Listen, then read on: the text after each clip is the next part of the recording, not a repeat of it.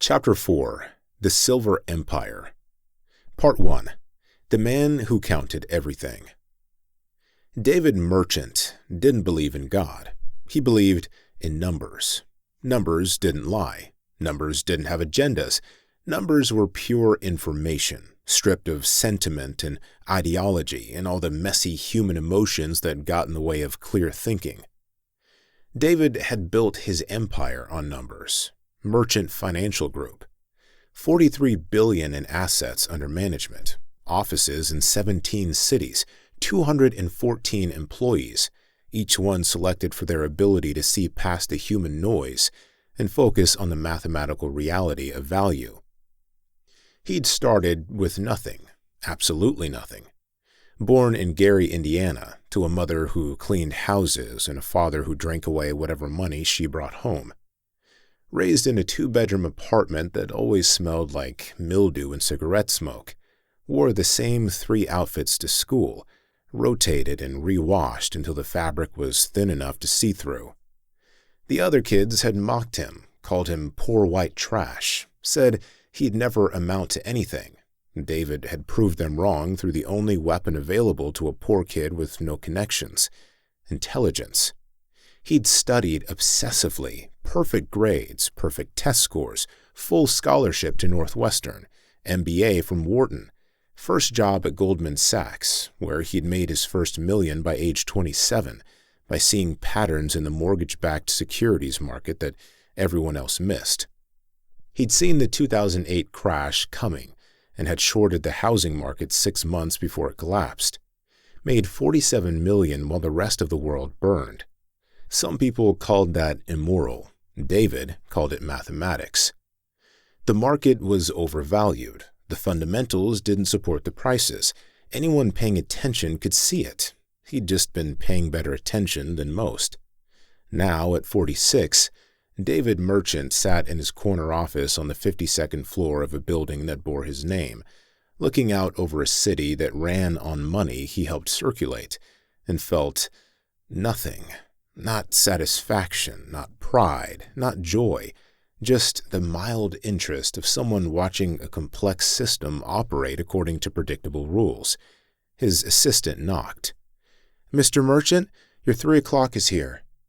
David checked his watch. Exactly 3 o'clock. Good.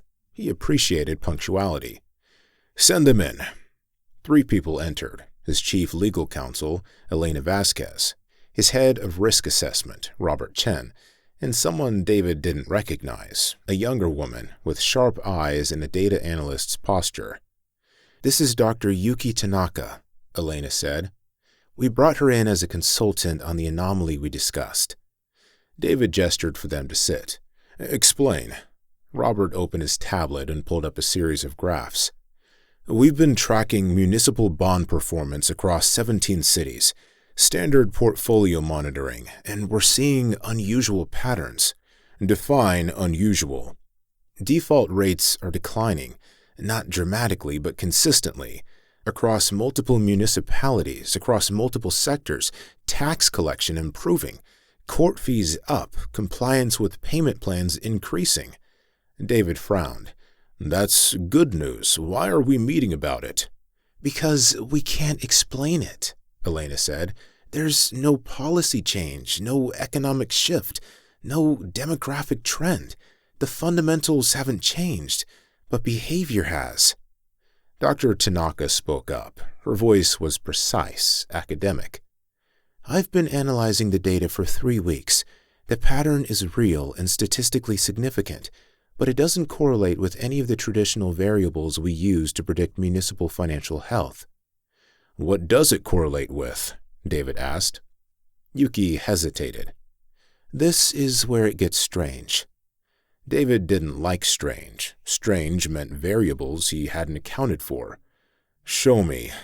Yuki pulled up a map on her tablet. 17 cities highlighted in varying shades of blue. "The improvement is strongest in cities where there's been recent interaction between public records databases and a specific filing. RF 202410847, filed 6 months ago in this city." She zoomed in. David City, his headquarters. "What's the filing?" David asked. Elena slid a piece of paper across the table, a photocopy. "In God we." 3 words, nothing else. David stared at it. "That's it?" "That's it," Elena confirmed. "Filed by a man named Marcus Ellison, ex-convict, no assets, no employment beyond day labor and some volunteer work. The filing was processed by the Office of Public Records and has been cross-referenced by 70 different agencies." "And you're telling me this 3-word filing is affecting municipal bond performance?" "I'm telling you there's a correlation," Yuki said carefully. "Cities where agencies have accessed this filing show improved financial metrics. Cities where they haven't show normal performance. The correlation coefficient is 0.73, which is remarkably high for social science data." David sat back in his chair. "Correlation isn't causation." "No," Yuki agreed, "but it's a strong enough correlation to warrant investigation." "What's the mechanism?" David asked. "How would a filing affect bureaucratic behavior?" "We don't know," Robert said, "but we're seeing secondary effects too. A status code appearing in multiple databases, accounted for, beside the names of certain individuals. When people are marked with that status, they show higher rates of debt repayment, lower rates of default, better compliance with legal obligations." David's analytical mind was already working through the implications. "You're saying someone has found a way to modify behavior through database tagging?" "Or," Elena said slowly, "the tagging reflects behavior that's already changing for reasons we don't understand." "I don't believe in unexplained behavior," David said. "Everything has a cause. Find it." "We've tried," Yuki said. "The only common factor is exposure to this filing. Bureaucrats who've seen it make different choices. More lenient, more merciful." David felt something he rarely experienced. Confusion. "Merciful? What does that mean in measurable terms?" "Choosing to waive penalties when they could enforce them, approving applications they would normally deny, reducing sentences when they could increase them. Small decisions, individually meaningless, but collectively they're shifting the entire financial ecosystem of the cities where this is happening."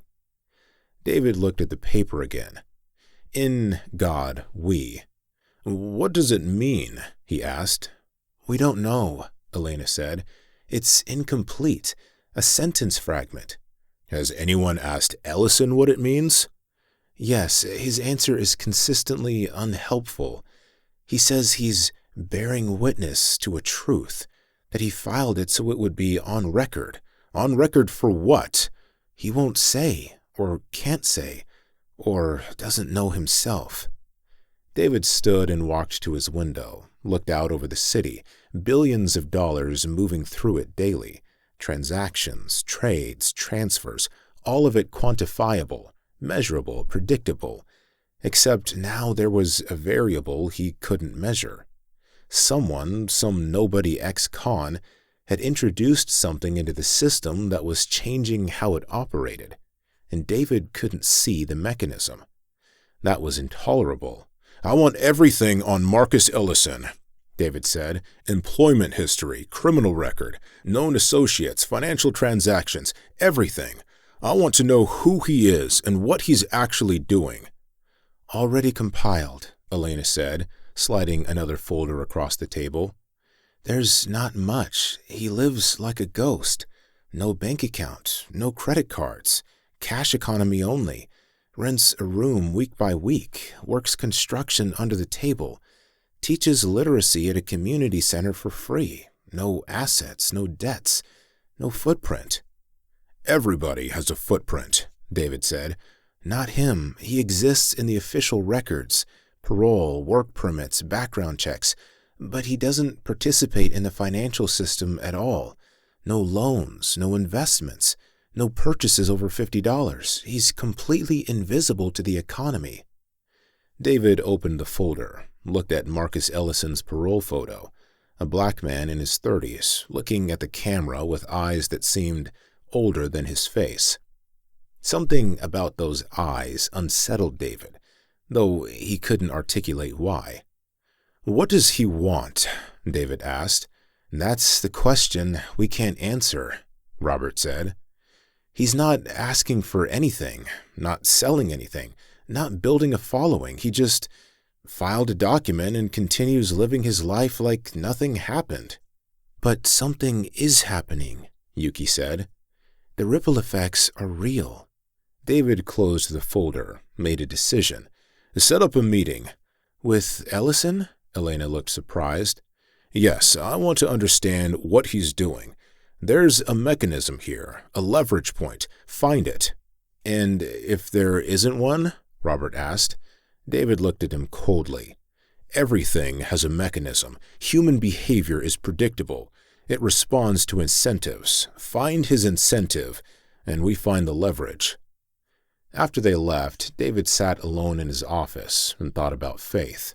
Not because he had any, but because he understood it as a market force. Religion was a multi-billion-dollar industry. Faith moved money, motivated behavior, created loyal customer bases. Smart investors knew how to leverage belief, but this wasn't organized religion. This was something else, something that operated outside institutional structures. Grassroots faith, viral belief, the kind that couldn't be controlled or monetized or predicted, the kind that could disrupt markets. David opened his computer and started researching. Not Marcus Ellison. He'd assigned that to his team. He researched historical disruptions, moments when irrational belief had affected economic systems. The Protestant Reformation and its effect on banking, the Great Awakening and its impact on American commerce, liberation theology in Latin America and its disruption of extractive economies. Every time the pattern was the same. Someone introduced an idea that couldn't be commodified, and it spread through populations faster than institutions could respond. Most of the time, institutions eventually absorbed the disruption, turned it into another product, monetized the resistance. But sometimes, rarely, but sometimes, the disruption won. David Merchant had not become a billionaire by ignoring threats. And Marcus Ellison, whether he knew it or not, was a threat to the entire system David had built his wealth on. A system that ran on debt, on scarcity, on the principle that human value could and should be measured in financial terms. If people started believing they were accounted for by something other than their credit score, their net worth, their productivity, if people started believing like their value was inherent rather than earned, the whole system would collapse. Not immediately, not dramatically, but slowly, inexorably, as people stopped participating in the very mechanisms that generated profit for people like David. He picked up his phone, called a number he rarely used. "This is Merchant. I need the K Street team activated. We have a policy issue emerging, municipal level but with national implications. I'm sending over the briefing materials. I want options within 72 hours. He hung up, looked at Marcus Ellison's photo again. "Who are you?" he asked the image. "What are you really doing?" The photo didn't answer, but David Merchant was used to incomplete information, used to working with fragments and building complete pictures from partial data. He would find the answer, he would find the leverage, and he would neutralize this threat before it spread beyond containment. Because that's what David Merchant did. He counted, he measured, he controlled, and anyone who threatened that control learned very quickly that silver had sharp edges. Part 2. The Empire's Foundation. David's penthouse apartment occupied the entire top floor of the Merchant Tower. 12,000 square feet of minimalist design, floor-to-ceiling windows offering a 360-degree view of the city, furniture that cost more than most people's cars, art on the walls that required insurance riders. It was impressive, expensive, empty. David lived alone. had for 8 years since his divorce. The marriage had failed for the same reason most marriages failed: incompatibility of values. His ex-wife, Catherine, had wanted children, family dinners, vacations that didn't involve work. David had wanted to build an empire. The choice had been easy. Family was inefficient. Children were expensive and unpredictable. Love was a liability that clouded judgment. Better to focus on what could be controlled: money.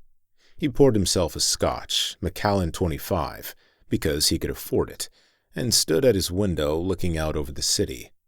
The lights below represented millions of transactions, people working, buying, selling, consuming, all of it generating data, all of it quantifiable.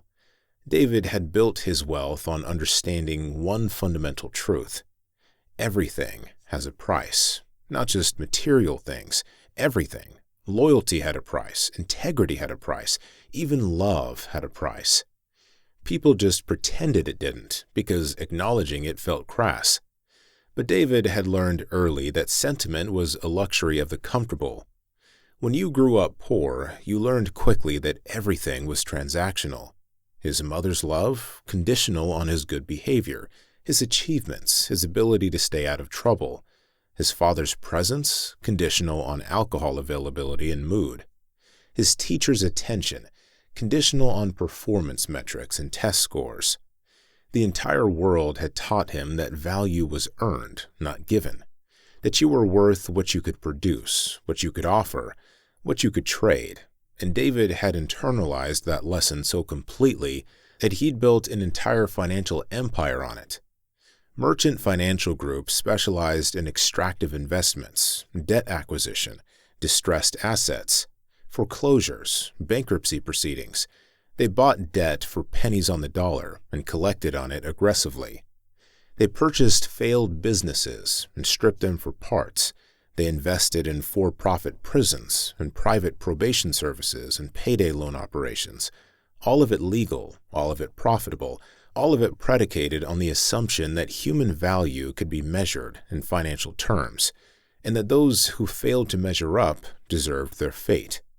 David didn't see it as cruel. He saw it as realistic. The world had winners and losers, the efficient and the inefficient, those who adapted and those who didn't. He'd been a loser once, the poor kid in Gary, Indiana, with no future, and he'd decided never to be a loser again. If that meant profiting from other people's failures, well, someone was going to profit. Might as well be him.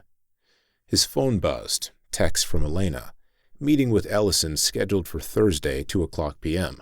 Location to be determined. David replied, "Make it neutral ground, coffee shop or similar.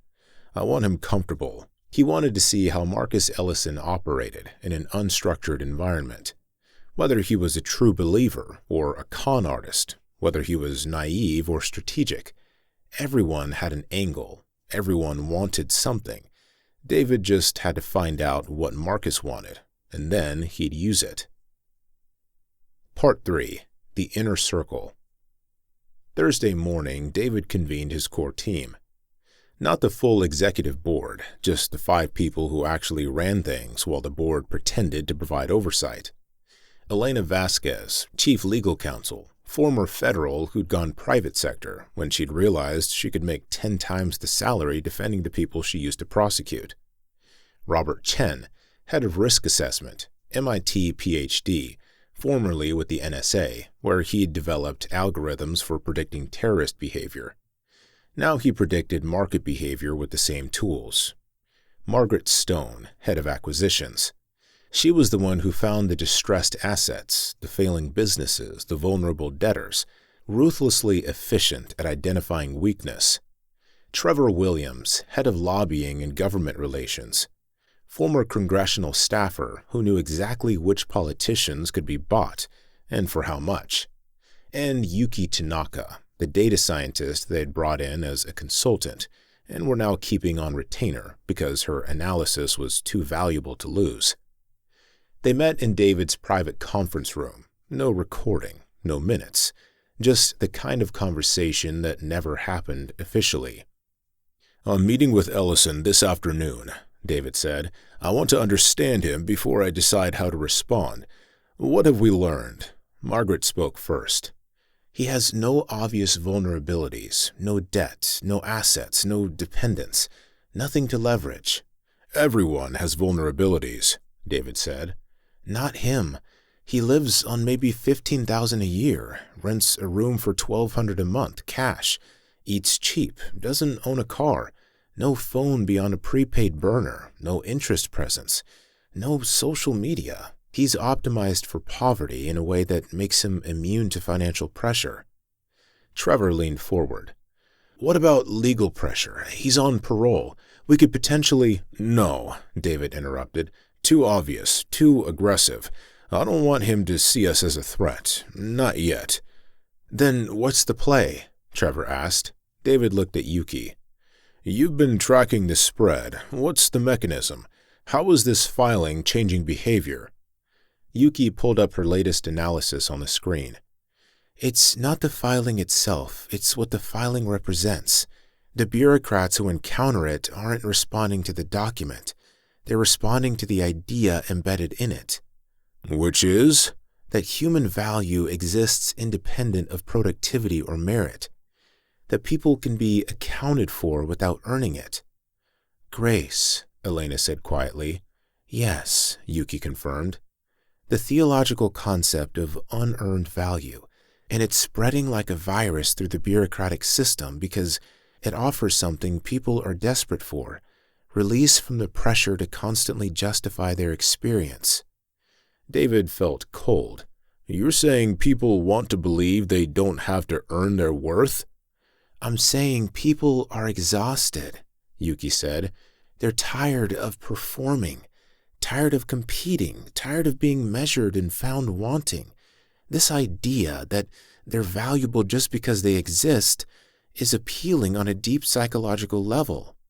"It's also economically catastrophic," David said.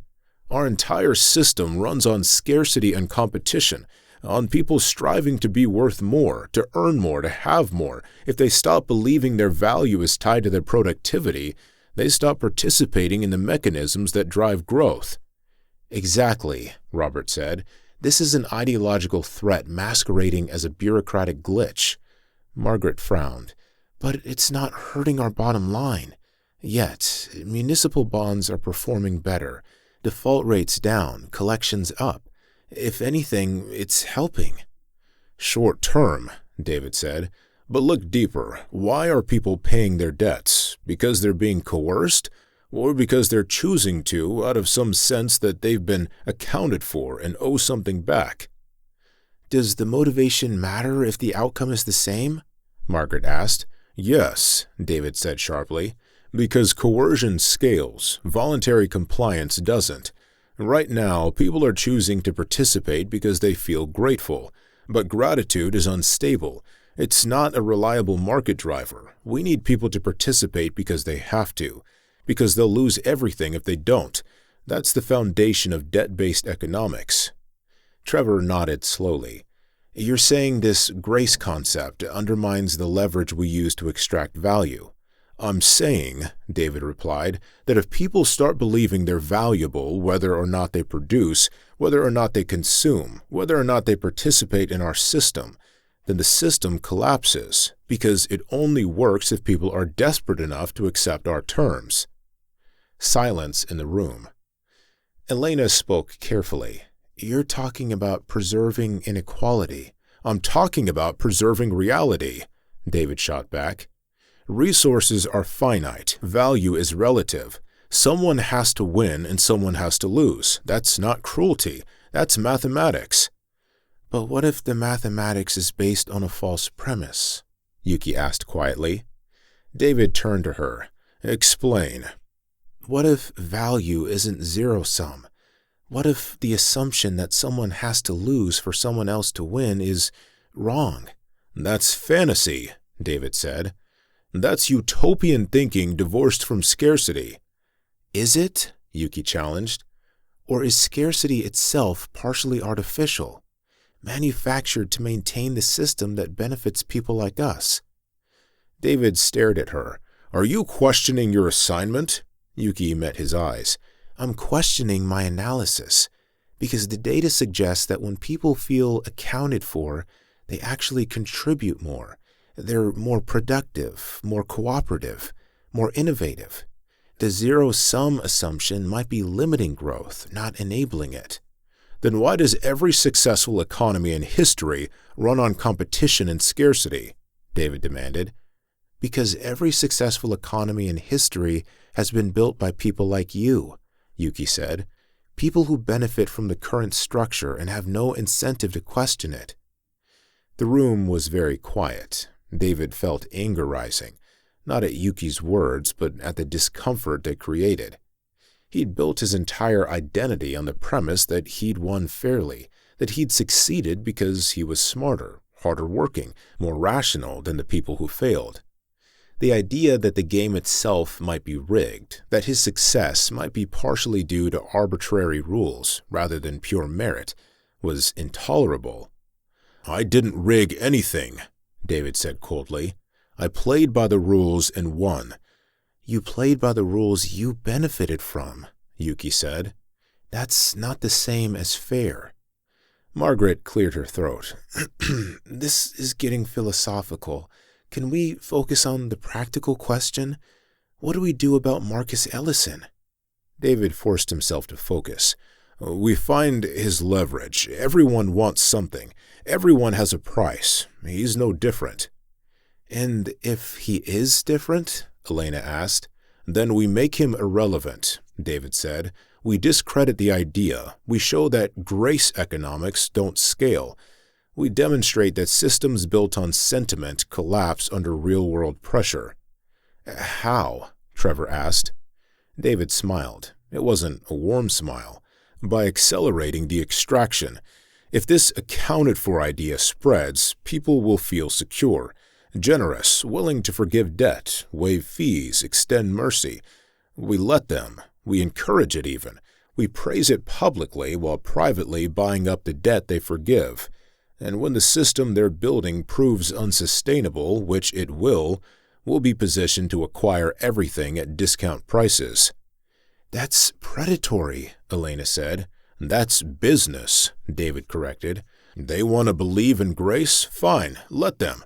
We'll believe in mathematics, and when reality reasserts itself, we'll own the ruins of their fantasy." Robert nodded slowly. "Turn their mercy into opportunity." "Exactly," David said. "But first, I need to understand what we're dealing with. Is Marcus Ellison a true believer or a con artist? Is he dangerous or just naive? That's what this meeting will determine." He stood. "Elena, you'll accompany me. The rest of you, continue monitoring the spread. I want to know the moment this starts affecting our actual holdings." They filed out. Only Yuki remained. "Dr. Tanaka," David said, "do you have a problem with the assignment?" She looked at him for a long moment. "I have a problem with the premise, but I'll continue the work because someone should document what happens when an empire built on extraction encounters a kingdom built on grace." "And what do you think will happen?"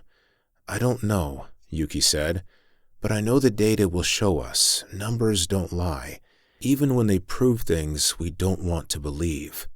She left. David stood alone in his conference room and felt, for the first time in years, uncertain.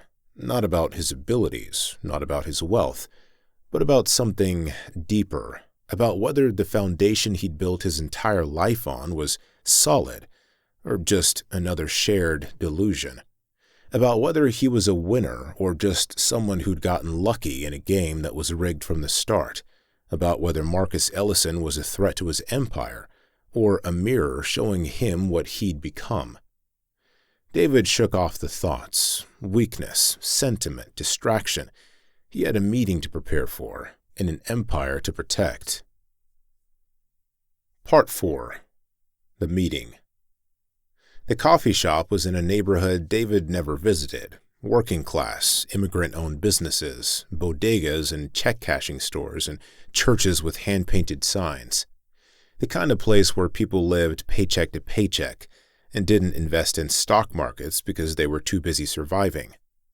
David's car, a Tesla Model S, understated wealth, looked out of place on the street. Elena had suggested the location. "Neutral ground," she'd said, "somewhere he's comfortable, you're visible, shows respect without showing weakness." David wasn't sure about the strategy, but he trusted Elena's judgment. They walked into the coffee shop at 1:55 p.m. Marcus was already there, sitting in a corner booth with a cup of black coffee and a book. David noticed the book first, a worn Bible, held together with duct tape. Marcus looked up as they approached. His expression was calm, neutral, impossible to read. "Mr. Merchant," Marcus said. Not standing, not extending a hand, just acknowledging.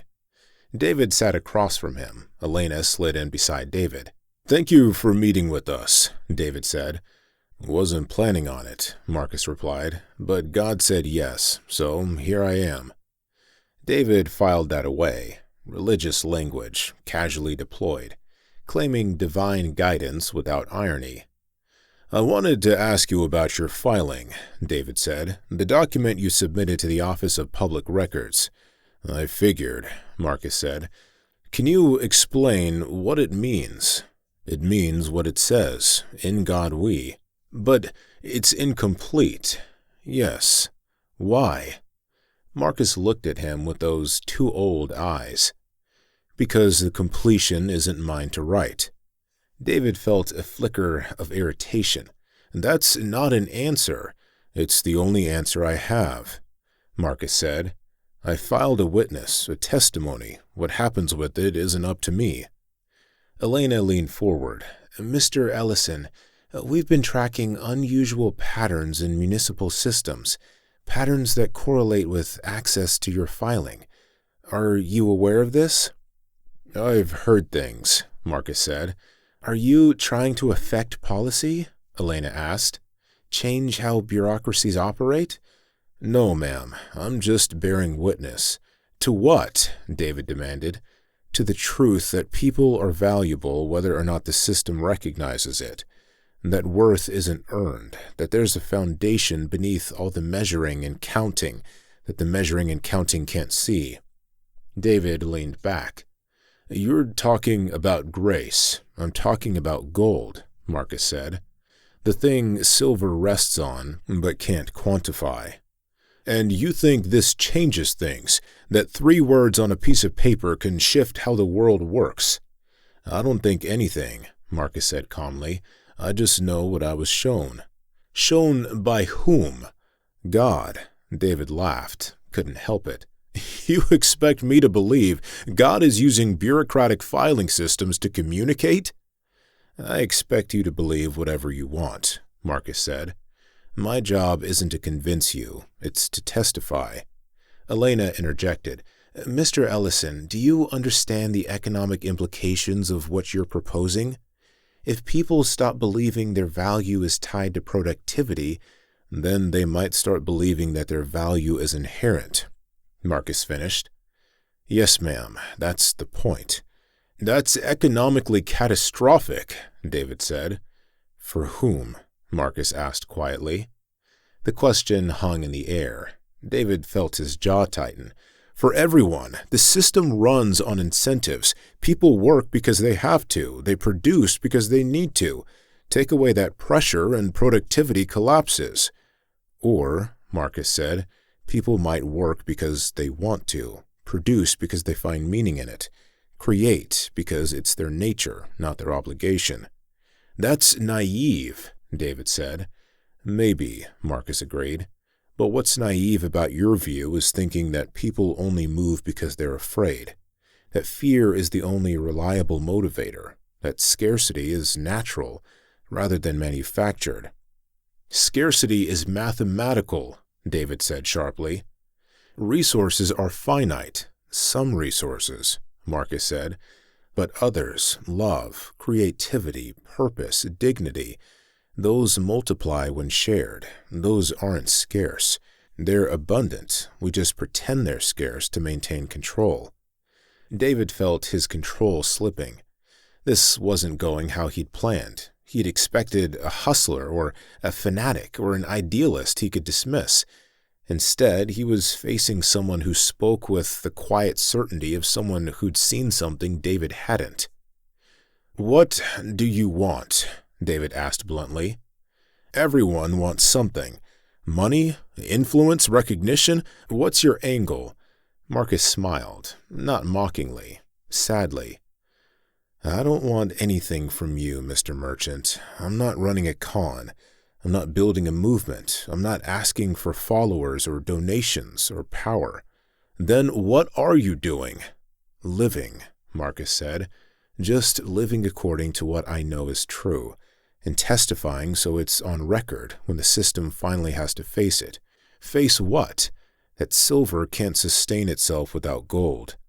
That circulation needs foundation, that you can measure everything and still miss what matters." David stood abruptly. "This is a waste of time." Marcus nodded. "Probably feels that way. Truth usually does to people invested in lies."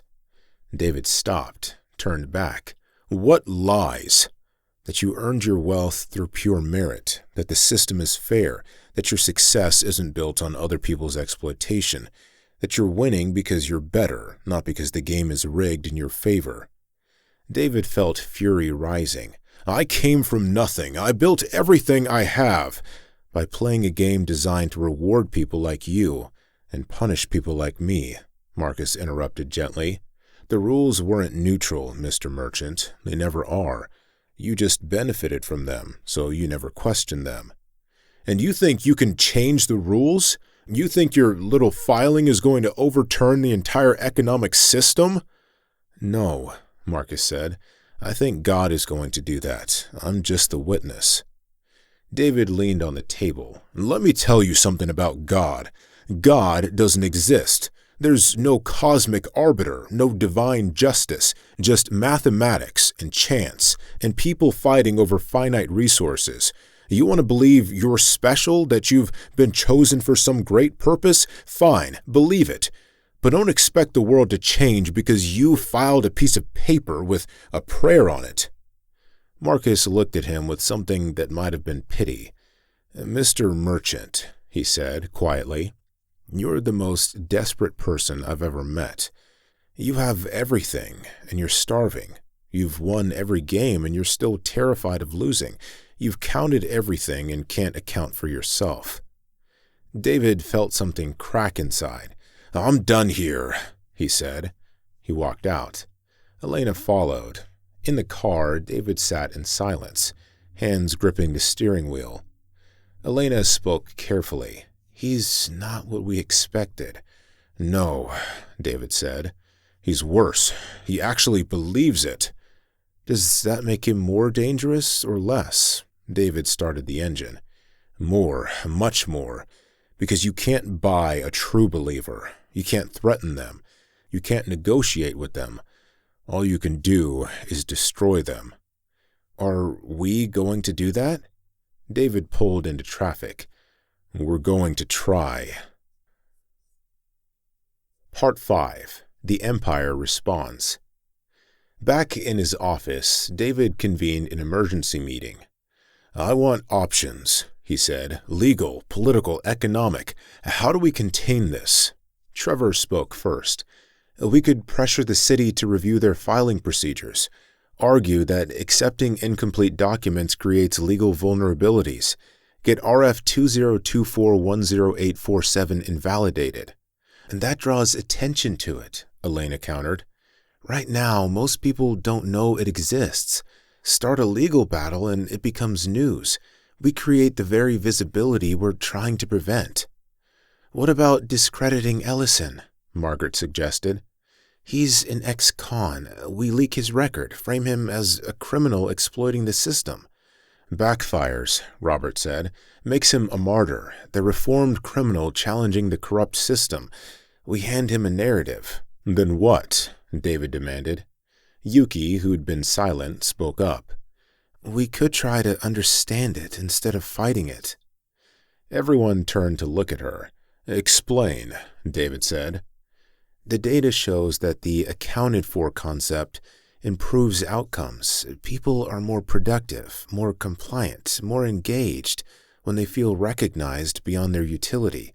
What if we incorporated that into our model? You want us to adopt grace economics? David asked incredulously.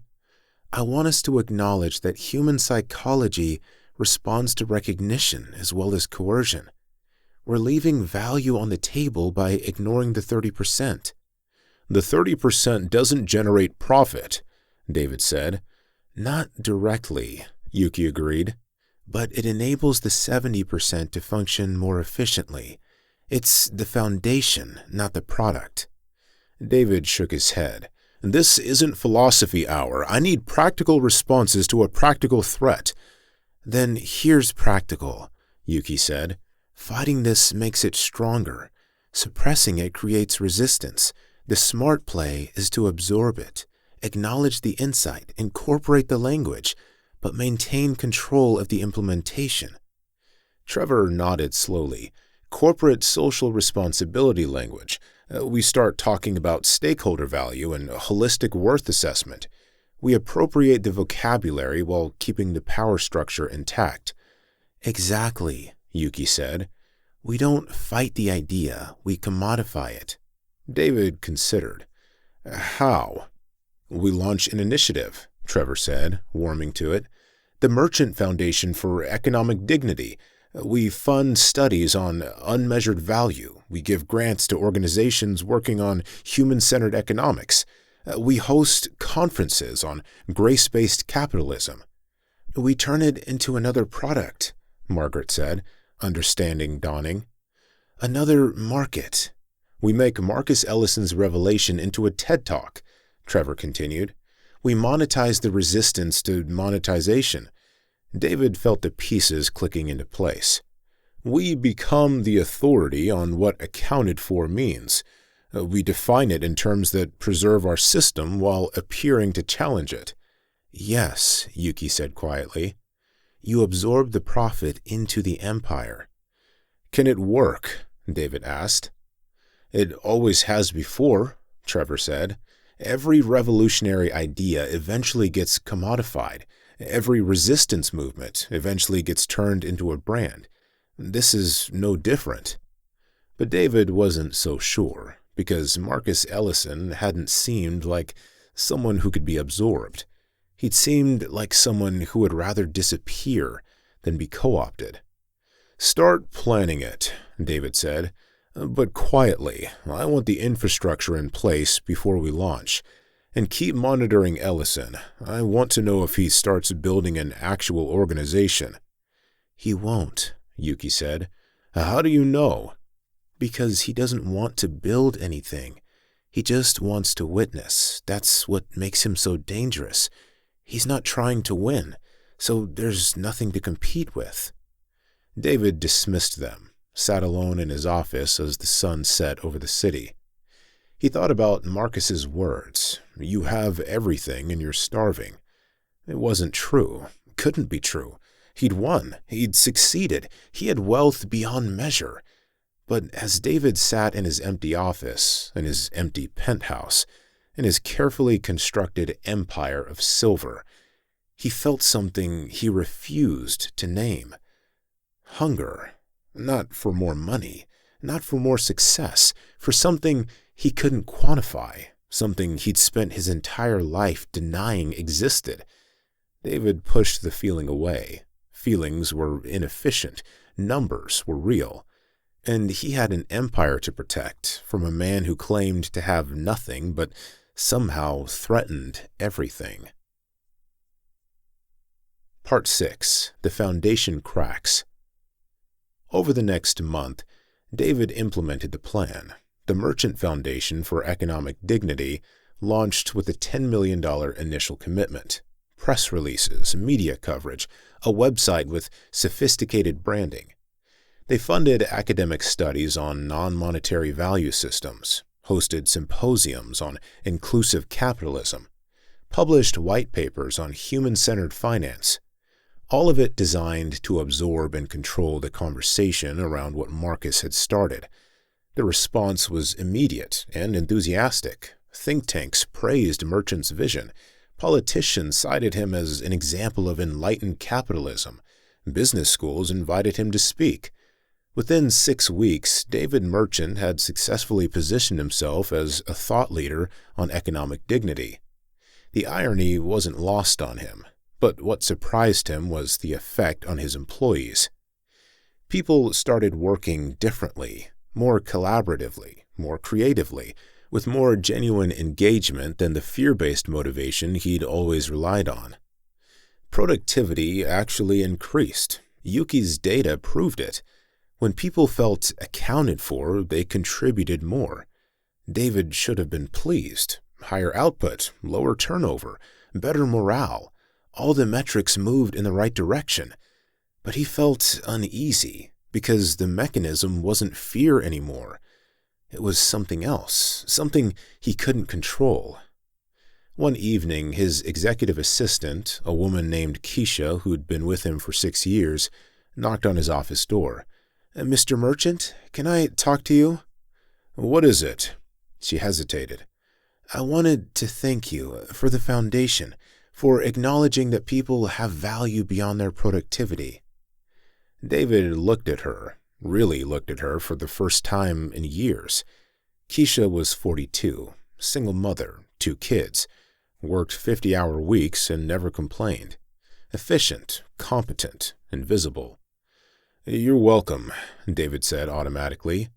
"But I also wanted to tell you something," Keisha continued. "I'm resigning in 2 weeks." David felt shock. "Why? I'll match any offer you've received." "It's not about money," Keisha said. "It's about the foundation you've built this company on. I've been complicit in extraction for 6 years, helping you profit from people's failures. And I can't do it anymore." "Where are you going?" "I don't know yet. Maybe nowhere specific. Maybe just somewhere that aligns with what I've learned to value." "Which is?" Keisha smiled sadly. "Being accounted for. Not by my productivity, not by my utility, just by my existence." She left. David sat in his office feeling something he hadn't felt since childhood. Fear. Not of losing money, not of business failure. Fear that his entire empire was built on sand. That Marcus Ellison was right. That you could count everything and still miss what mattered. Part 7. The Empire at Twilight. That night, David did something he hadn't done in 20 years. He called his mother. She answered on the 3rd ring. "David, is everything okay?" "Yeah, Mom, I just wanted to check in." Silence. Then, "Are you sick?" "No, why would you think that?" "Because you haven't called me in 3 years. Last time was when you needed me to sign papers for your father's estate." David felt shame, an unfamiliar emotion. "I'm sorry, I should call more." "You should visit more. I'm 73, David. I won't be around forever." "I know. I will, I promise." Another silence. "Mom?" David said. "Do you think I'm a good person?" "What kind of question is that?" "An honest one. Do you think what I do, how I make my money, is good?" His mother was quiet for a long time. Then, "I think you're very successful, and I think success is what you've always valued." "That's not what I asked." "I know, but it's the answer I have. You've spent your whole life trying to be worth something, David, trying to prove you're better than where you came from. And you've succeeded. You're rich, you're powerful, you're important. But I don't know if you're happy, and I don't know if the person you became is the person you wanted to be, or just the person you thought you had to be." David felt his throat tighten. "What if I don't know the difference anymore?" "Then maybe it's time to figure that out. But before you run out of time." They talked for another hour about nothing important, about everything that mattered, and when David hung up, he sat in his penthouse overlooking a city he'd conquered and felt more alone than he'd ever felt in prison. No, he'd never been to prison. That was Marcus, but somehow David understood that Marcus had been freer in his cell than David was in his empire, because Marcus had found gold, and David only ever accumulated silver.